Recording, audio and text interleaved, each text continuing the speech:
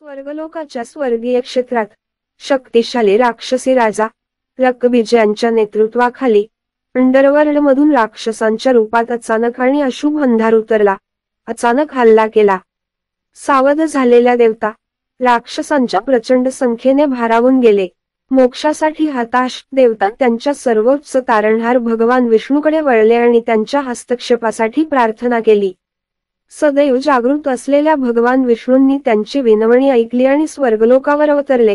त्याचे भव्य स्वरूप सामर्थ्य आणि बुद्धी पसरवणारे होते.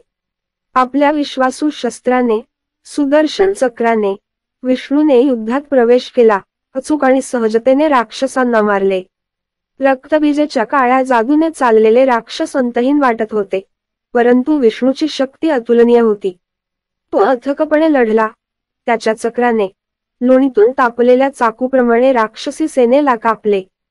राक्षस राजाचा पराभव झाल्याने त्याची काळी जादू नाहीशी झाली आणि राक्षसी सेना नाहीशी झाली. स्वर्गलोकाचा उद्धार झाला आणि देवांना आनंद झाला.